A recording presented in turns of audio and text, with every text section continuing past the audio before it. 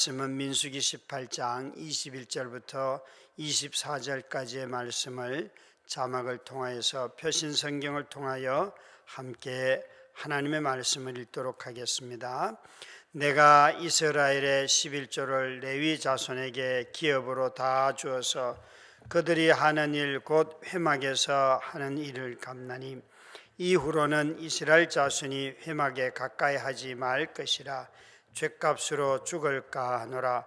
그러나 레위인은 회막에서 봉사하며 자기들의 죄를 담당할 것이요 이스라엘 자손 중에는 기업이 없을 것이니 이는 너희 대대의 영원한 율례라.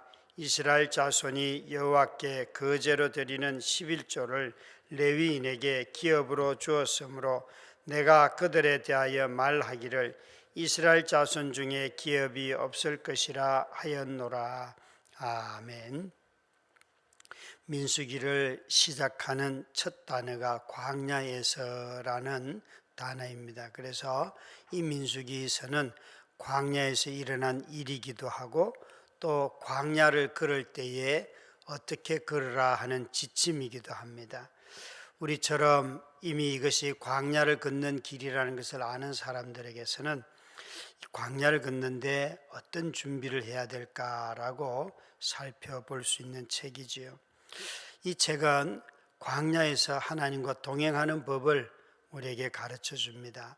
인생을 광야로 비유한다면 저와 여러분이 목적지에 이를 때까지 이 지침을 잘 따라야 하는 거죠. 그래서 이 민수기의 구조를 가만히 보시면 전반부에는 조직을 잘 짭니다. 사실 삶을 살아갈 때에 가정에도 질서가 필요하고 교회도 나라도 다 질서가 필요한 것은 조직을 잘 짜서 서로 역할들을 구분하고 그 역할이 수행이 될 때 질서가 있는 나라가 되지 않습니까? 우리는 자주 자기 마음대로 하면 다 일이 다 잘 될 것 같고 성공할 것 같지만 하나님의 방법대로 하면 광야에서도 살 수 있고 하나님의 방법대로 안 하면 광야가 아니고 아주 풍요로운 그런 땅에서도 굶어 죽을 수도 있습니다. 우리는 이 민수기가 우리에게 가르쳐주는 그 삶의 방식을 잘 기억해야 하고 특히나 지금 읽고 있는 이 본문과 동시에 민수기 6장, 7장, 8장 이런 쪽에 보면 광야를 걸을 때에 그 중심에 항상 무엇이 있는가 하면 하나님의 법궤가 있고 하나님의 그 성막에서 제사하는 아론과 그 제사장들과 레위 지파가 있습니다. 이 지파가 중심이고 제사장과 레위인들이 그 성막을 섬기는 것이 너무나 중요하죠. 그래서 이 이스라엘 백성들은 광야를 살아갈 때에 말씀 중심으로 살아간다라고 말씀할 수 있습니다. 오늘은 특히 이 본문에서 말씀하시는 것은 아론 자손과 레위 지파 중에서 아론과 그리고 이 아론의 자녀들 그리고 레위인들에게 어떻게 먹이는가 하는 것을 말씀하고 계세요. 이 말씀을 한 문장으로 정리하면 부르시고 일을 맡기신 분은 우리를 먹여주시는 분이시다. 이렇게 말씀을 드릴 수가 있습니다. 이 18장은 레위인들과 제사장의 기업에 대해서 말씀하시면서 24절에 이렇게 말씀하시죠. 이스라엘 자손이 여호와께 거제로 드리는 11조를 레위인에게 기업으로 주었으므로 내가 그들에 대하여 말하기를 이스라엘 자손 중에 기업이 없을 것이라 하였노라. 이 아론과 레위 지파는 나중에 가나안 땅에 들어가도 지파에게 땅을 분배할 때 이들은 제비를 뽑지 않아요. 물론 레위인들은 이스라엘 백성들이 다 흩어져 살았기 때문에 마을에 한 48개 마을에 흩어져서 레위인들의 마을은 있어요. 그러나 그들에게 땅을 분배하지는 아니하였습니다. 그 이야기를 하면서 이 레위인들은 그러면 그들의 기업이 무엇인가? 여호와께 이스라엘 백성들이 여호와께 거제로 드리는 11조. 이 거제라고 하는 것은 제사할 때의 제사의 방식이에요. 거제와 요제 이 두 가지는 제사하는 행동 방식인데 이 요제라고 하는 것은 흔드는 거예요. 가슴에서 이렇게 흔드는 거. 거제라고 하는 것은 번쩍 드는 것. 요 행동을 가지고 거제와 요제라고 하는데요. 이 흔들었다 내렸다 하는 제가 설명을 조금 헷갈리게 했어요. 그냥 흔드는 것은 요제예요. 가슴에서 흔드는 건 요제이고 위에 들었다 아래 내렸다 이렇게 흔드는 것은 거제예요. 그래서 이 요제에 해당하는 것은 주로 그 짐승의 가슴 부위를 하나님 앞에 드리고 가슴 부위를 백성들에게 나누어주고 제사장들이 먹는 음식이에요. 그리고 거제는 주로 뒷다리 살을 말하는데 여기에 나오는 레위인들이나 제사장들이 뒷다리 살을 먹는 것, 이게 그들의 음식이라는 거죠. 그러니까 레위 지파 중에서 제사장과 성막을 섬기는 자들로 이렇게 불러주셨는데 땅을 분배받지는 않지만 하나님이 백성들이 하나님 앞에 드리는 이 헌물을 가지고 그들을 먹이신다는 것이에요. 여러분, 하나님은 제사장과 레위인들뿐만 아니라 자신이 창조한 모든 하나님의 사람들, 창조된 인간을 다 먹이시는 분이십니다. 하나님께서 공급자이세요. 특히나 하나님은 예수님도 그렇게 말씀하셨는데 너희가 전대도 2개 갖지 말고 옷도 2벌을 갖지 말고 하여간 내가 너희들 먹여준다 라고 말씀을 하세요. 저와 여러분이 이 예수 그리스도의 말씀을 예수가 하나님이라는 것을 믿는다면 그분이 우리를 먹여주신다는 것을 오늘도 굳게 믿고 부름받은 곳에서 그분의 방식대로 살아가는 것이 우리가 해야 할 일들입니다. 그러면 어떻게 하나님이 여기에 나오는 레위인들을 먹일까? 이들에게는 이스라엘 자손이 여호와께 거제로 드리는 10의 1조, 거제는 들었다 내렸다 하는 거라고 하였고 뒷다리라고 하였습니다. 이것의 10의 1조를 떼어서 레위인들에게 먹여주시겠다는 것이에요. 이 말은 여러분 자꾸 이 지금 민수기 설교하면서 여러 번 말씀을 드렸는데 제가 제사장이 절대 아닙니다. 장로님들이 레위인도 아닙니다. 이건 다 구약에 말씀하시는 것이고 신약은 하나님의 백성들이 다 거룩한 제사장이다. 그러니까 신약에는 지파가 없어요. 지파가 없고 하나님의 백성, 부름받은 하나님의 백성들밖에 없어요. 하나로 다 통일이 되었어요. 자꾸 그래서 목사님은 아론의 계열이고 제사장 지파고 이런 말 하면 저 사람이 성경을 틀리게 해석하는구나 그렇게 아셔야 돼요. 다 우리가 하나님이 세운 12지파에 속하는 하나님의 백성이에요. 그러면 이 본문은 어떻게 이스라엘을 먹이시는가 하는 것을 레위 지파를 어떻게 먹이는가를 설명하시는데 이것은 하나님의 백성들이 이스라엘 백성들이 10의 1조를 하나님 앞에 드림으로 말미암아 이것은 그들이 하나님과 맺은 언약을 신실하게 지킨다는 것이에요. 하나님의 백성들이 언약에 신실하게 지키면 그 일을 하는 사람들도 먹고 살고 뿐만 아니라 하나님의 언약에 신실하게 하나님의 백성들이 성도들이 제자들이 그 약속을 지키면 가난한 사람들도 먹고 살고. 그래서 여러분 실제로 10의 1조로 드려지는 이 예물이 성막에서 일하는 사람들의 양식일 뿐만 아니라 가난한 사람들을 위한 양식이기도 해요.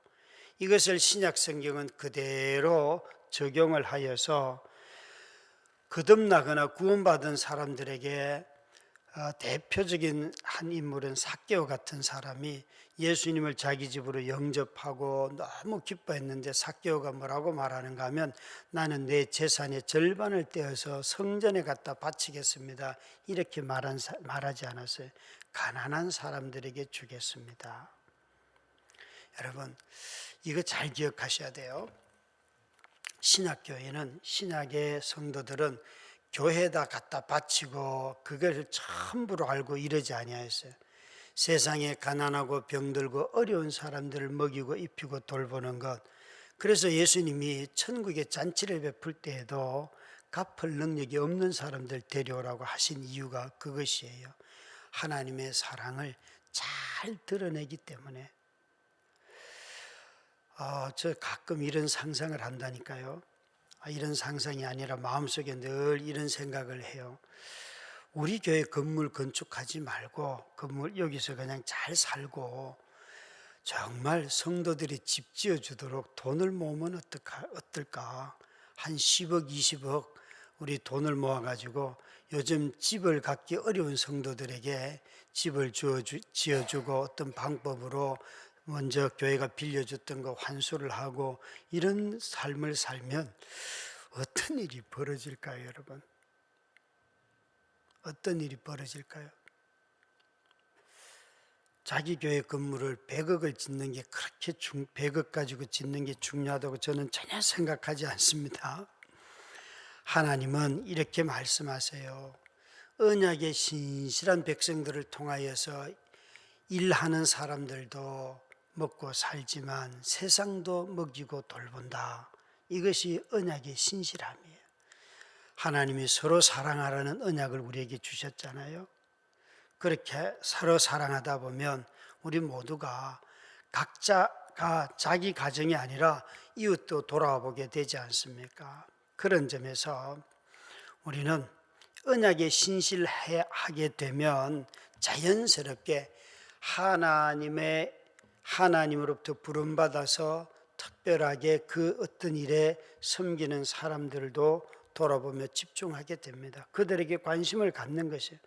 저에게 관심을 갖는 이유가 여러분들이 하나님의 말씀을 귀하게 여기기 때문에 저에 대해서 관심을 갖고 또 성도들에게 관심을 갖는 것이지, 저 자신에게만 관심을 갖고 다른 사람에게 관심을 갖지 않으면 그것은 언약을 깨뜨리는 거예요.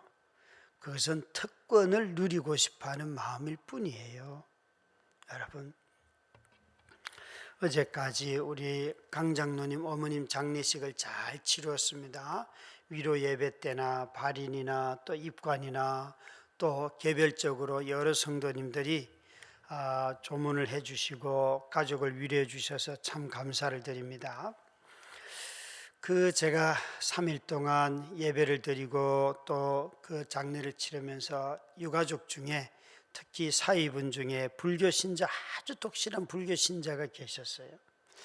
그래서 이분은 가만히 보니까 예배 드릴 때마다 들어왔다 나갔다 이렇게 하세요. 그러면서 예배를 드리지 않더라고요. 그래서 제가 이런 생각을 해봤어요. 만약 우리 성도님들 중에 상을 당해서 상주가 되었을 때 혹시 주된 상주 되시는 분이, 그러니까 맏아들이나 맏딸이나 이런 분들이 불교 신자라서 나는 둘째 셋째인데 예수 믿는데 그곳에 스님이 와서 어떤 집례를 하면 우리 성도들은 거기에 앉아 있을까? 아니면 우리도 저 밖에 나가서 방황하다가 끝나면 들어올까? 여러분 어떻게 하실 것 같아요? 제 생각에는 대부분 다 밖으로 나가실 것 같아요. 앉아 있을 분은 별로 없을 것 같거든요. 저는 앞으로 그런 일들이 있으면 저는 그 자리를 끝까지 지키는 것이 좋겠다, 이런 생각을 어제 3일 동안 하게 되었어요. 아마 대부분 성도들이 하지 않을 것 같은데 왜 안 할까? 자기가 불교를 믿어서가 아니잖아요. 우리가 그거 한번 예식에 가족인데 참여한다고 해서 무슨 내 신앙이 바뀌는 게 아니잖아요. 그 예식은 슬픈 사람을 위로하기 위해서 와 있는 자리인데 나는 이 자리에서 참 종교성을 따지고 있겠다, 이런 생각이 드는 거예요. 제가 우리 형님네 가족이 여호와 증인인데 제사 지낼 때마다 이런 싸움을 참 많이 했어요. 가만히 나중에 돌아보면서 내가 형수를 더 미워하는 이유가 종교성 때문이었구나. 오히려 더 사랑하고 이래야 되는데 우리 형수가 우리 집에 들어오면서 형님이 더 저렇게 이단으로 갔고 조카들까지 다 갔고 부모 자식도 모르는 이런 인간이 됐어, 이렇게 말하면서 저는 형님네 가족하고 거의 사귀지를 않았어요. 그 가장 큰 이유가 종교성 때문에 그래. 여러분, 종교성이 인간성을 앞서기 시작하니까 이게 그냥 일상적으로 해야 될 일들도 자꾸만 가리는 거예요. 그 자리에 한번 앉아 있는다고 내 신앙이 바뀌는 거 아니잖아요, 그죠? 여러분 어떻게 생각하세요? 사람마다 다를 수 있어요. 그러나 종교성을 무시하다 보면 다른 사람을 무시하기가 참 쉬운 자리에 있을 것 같습니다. 그런 점에서는 내가 종교를 믿지는 아니하지만 그러나 예의를 갖추는 것은 더 중요한 문제가 될 수도 있겠다 하는 생각을 3일 동안 한번 생각을 해봤습니다. 더욱 바라기는 여러분 어떤 직분을 받았든지 어떤 섬김을 하든지 간에 그 관심이 어디에 있어야 되는가 하면 하나님의 언약에 있어야 한다는 거죠. 이 본문에서 가장 중요한 단어는 이 갚는다는 단어입니다. 갚는다. 그게 보시면 21절에 기업으로 다 주어서 하는 일, 곧 회막에서 하는 일을 갚나니, 요 갚는다는 단어가 이 본문에 제일 중요한데, 이 갚는다는 말은 교환한다 그런 뜻이에요. 이스라엘 백성들에게 레위인은 대리인들이에요. 원래 모든 백성이 다 하나님 앞에 나가야 되는데 제물을 제사장과 레위인들에게 갖다 내면 이 레위인들이 가서 하나님 앞에 제사장과 레위인들이 그 성막일을 하면서 하나님 앞에 드려요. 그런데 이 갚는다는 말의 뜻은 뭔가 하면 하나님께서 출애굽할 때에 이스라엘 백성들을 보면서 너희 모두가 다 내 백성인데 이 성막을 섬기는 일로는 이렇게 하시면서 원래는 모든 초태생들을 다 애굽의 사람들은 죽였고 이스라엘 백성들은 너희들은 내 소유기 때문에 라고 선포를 했어요. 그게 6월절 저녁에 한 일이에요. 그래서 너희 모든 첫째는 다 나의 소유인데 그 소유됨을 누가 대신하는가 하면 레위인들이 대신하는 거예요. 또 여기에 나오는 제사장들이 그 일을 대신하는 것이에요. 그래서 하나님께서 모든 첫째 난 자녀들을 대신하여서 이 레위인들이 하나님을 섬기도록 한다. 그렇게 하여서 이스라엘 모든 지파의 첫째 난 장자들과 레위인들을 바꾸었어요. 그래서 이 레위 지파들만 성막에서 섬기도록 일을 하였습니다. 그런 점에서 레위인들을 볼 때에 나 대신 저 일을 하는구나 라는 것을 이스라엘 백성들은 자주 생각을 했겠죠. 선교사님을 볼 때에 또 봉사하는 사람들을 볼 때에 저분들이 나 대신 하는구나 이런 감사하는 마음으로 봐야 되는데 자꾸 평가하는 마음으로 보려고 해요.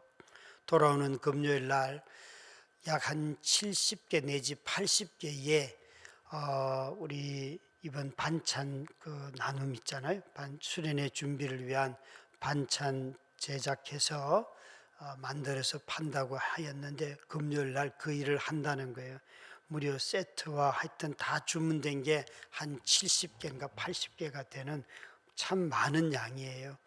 여러분 집에 있는 멸치나 뭐 이런 거 가져오라고 어제 전체 카톡방에 뜬 걸 보면서 여러분 몸으로 오지 못하셔도 멸치를 보내주시기 바랍니다. 배추도 보내주시고 그러면 일하실 분들이 있어요. 모든 교회 일들은 내가 해야 할 일인데 누군가가 대신한다. 그 사실을 자꾸 잊어버리면 불평불만이 돼요. 나 대신 일해주는 것이 얼마나 감사한 일입니까? 감사한 일이잖아요. 선교사님을 볼 때도 그렇고요. 또 여러분 세금을 내는 것도 그래요. 세금을 내는 이유가 어려운 사람들, 시민들 돌보라고 하는 거잖아요. 내가 해야 될 일인데 저 사람들이 해주는구나 그렇게 생각을 하고 세금을 내야지 기쁜데 내 돈을 저렇게 쓴다 이렇게 생각하면 감사가 나오지 않아요. 공무원들을 볼 때 여러분 정말 감사해야 돼요. 나 대신 일해주는 사람들이 공무원이에요. 그런데 자꾸만 욕을 해요. 이런 대신하는 마음을, 대신하는 삶을 잃어버렸기 때문에 교회가 진짜 아사리판이 되고 세상이 이렇게 혐오하는 그런 난장판이 되어버리는 거죠. 여러분, 오늘도 나 대신 하나님께서 저 사람들을 일을 시키셔 하시는구나 감사하시기 바랍니다. 우리 함께 기도하도록 하겠습니다. 합심하여서 기도하겠습니다. 은혜로우신 하나님 아버지, 회막 일을 레위 사람들이 하였듯이 허락하여 주시니 감사드립니다. 회막 일을 레위 사람들이 하였듯이 성도들의 헌신을 통해 우리가 살아갈 수 있도록 해주심에 또한 감사를 드립니다. 온 가족 수련회 기금 마련을 위해 일반부 반찬가게, 청년부 중고장터를 준비하고 있는 손길들 가운데 충만한 은혜를 부어 주시옵소서. 이 시간 다드림 성도들이 은혜 가운데 하나 되어 감사한 마음으로 수련회를 준비해 나가게 하옵소서. 선교사님 가정들이 선교 현장에서 항상 은혜 가운데 살아가도록 선하게 인도하여 주시고 그분들의 삶을 선지 사랑이 드러나게 하옵소서. 예수님의 이름으로 기도드립니다. 아멘.